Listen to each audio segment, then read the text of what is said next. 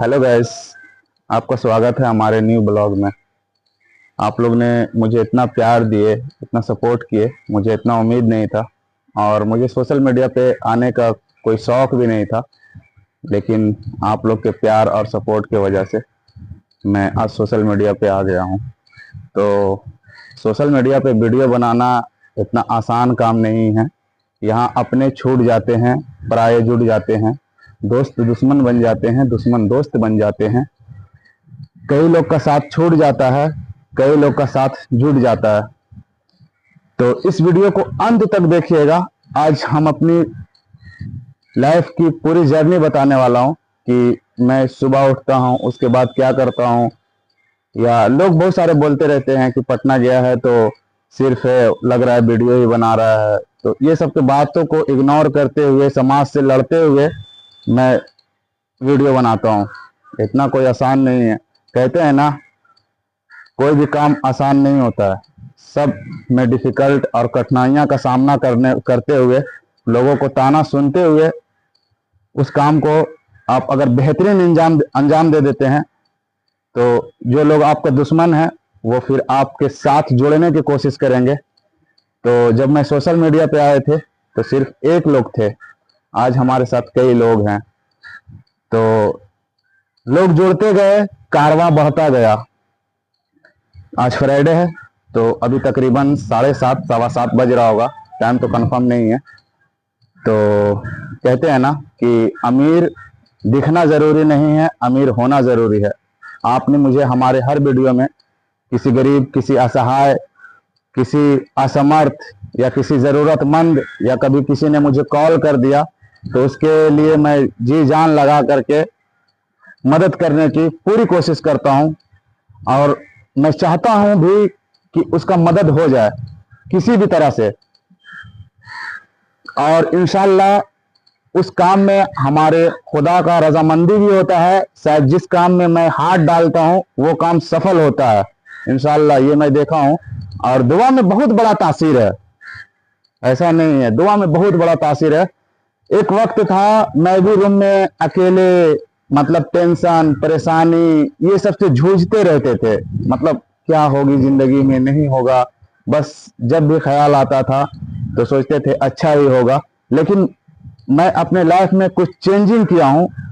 तो अगर वीडियो को देखिएगा आप लोग तो समझ में आएगा मैं क्या क्या चेंजिंग किया हूं। और हो सके तो आप भी उस काम को कीजिएगा। जब अज़ान होती है ना तो बोला जाता है हय्या अलस सलाह हय्या अलल फलाह, आओ कामयाबी की तरफ, आओ कामयाबी की तरफ। लेकिन हम क्या कर रहे थे, रूम में बंद, लाइब्रेरी जाना आना, वो काम को भी मैं नहीं छोड़ा हूं। ऐसा नहीं कि वो काम करके छोड़ दिया हूं। अल्लाह ताला भी ऐसा नहीं फरमाते हैं कि आप रूम में बैठे रहिए, मैं आपको खाना दूंगा। वैसे शख्सों को खाना भी पहुंचा रहे हैं हम, नहीं तो कोई और, कोई और नहीं तो कोई और।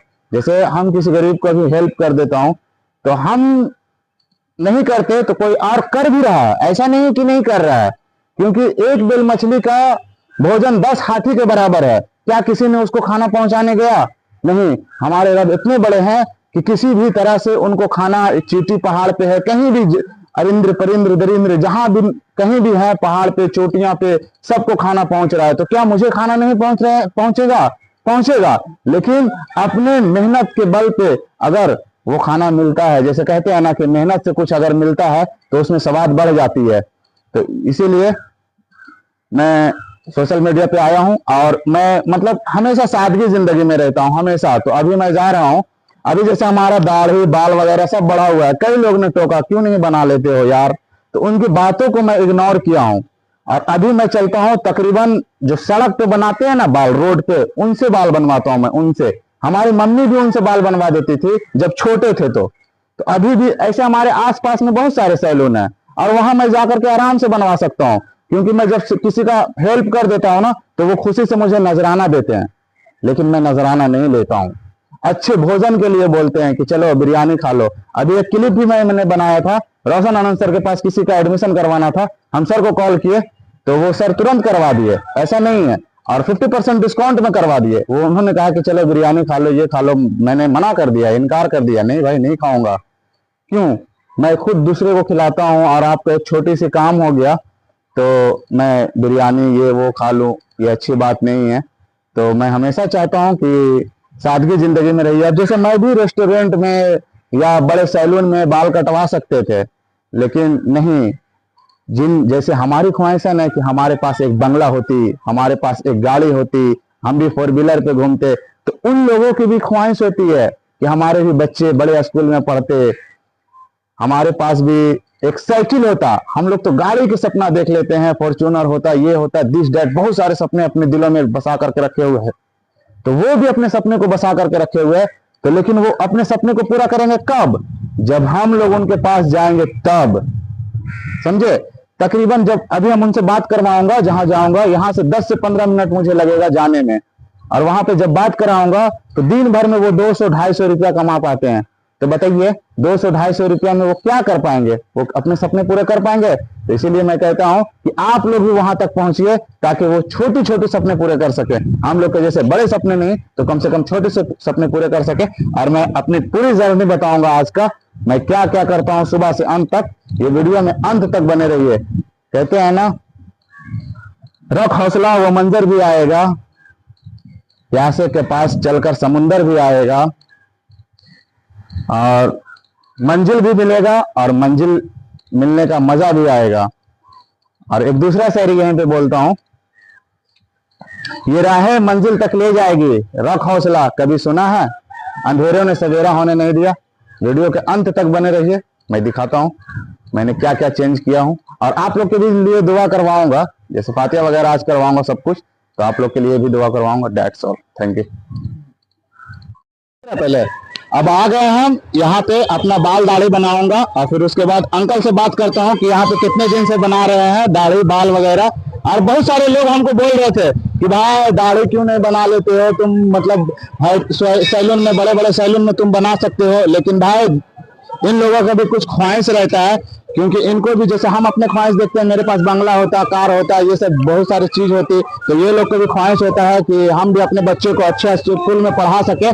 तो अगर हम लोग इनके पास नहीं आएंगे तो फिर ये कैसे अपने ख्वाहिश को, छोटी छोटी ख्वाहिश को पूरा कर पाएंगे? तो हम आप लोग से गुजारिश करते हैं कि आप भी शर्म मत करिए। क्या होगा, रोड पे बैठ करके बाल बना लेंगे तो जो सैलून में बनाते हैं उनसे ज्यादा एक्सपीरियंस अंकल को होगा मेरे हिसाब से, क्योंकि ये बहुत दिन से यहाँ पे बाल बना रहे हैं। और इनके पास हमको बहुत सारे बोला काहे न बनाते दाढ़ी, तो हमको दाढ़ी यहाँ बनवाना था, इसीलिए हम दाढ़ी नहीं बनवा रहे थे। लोगों को बातों को इग्नोर कर रहे थे, तो लोग कुछ भी कहे उस पर आपको ध्यान नहीं देना है, अपने काम पे ध्यान देना है। तो चलिए अब हम अंकल से बात करते हैं कितने दिन से बना रहे हैं, उस हिसाब से सोच लीजिएगा कि अंकल को कितने एक्सपीरियंस होगा। चलिए अंकल, यहाँ पे आप कितने दिन से बना रहे हैं? ये तो 8 आने दाढ़ी से बना रहा है। सोचिए 8 आने दाढ़ी जब बनता था तब से बना रहे हैं, तो सोच लीजिए उस वही कम हो रहा। तो हमारा कितना चार्ज है अभी बनाने का? अभी 20 रुपया, अभी 20 रुपया। बाल बनाने का 40 रुपया। 40 रुपया। तो मेरा बाल काट दीजिए।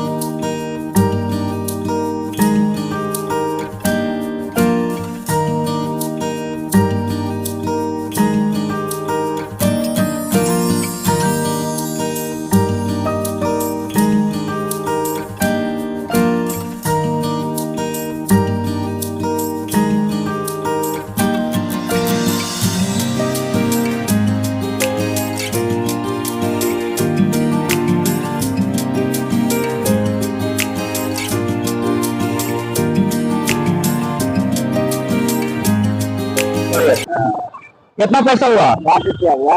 60 रुपया। चलिए ठीक है, तो 40 अभी 60 है।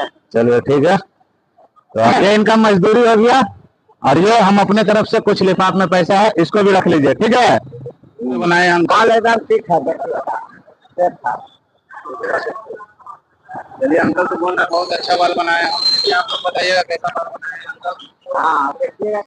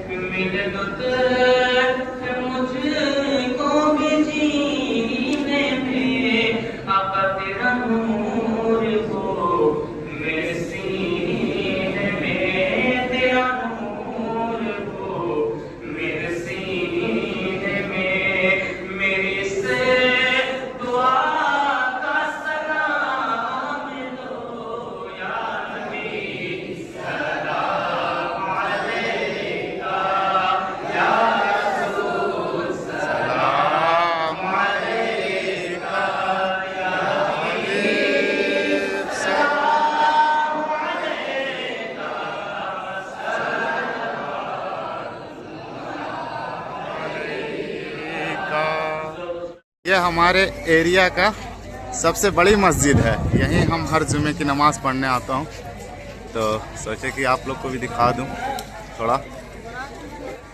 और ये है दरगाह।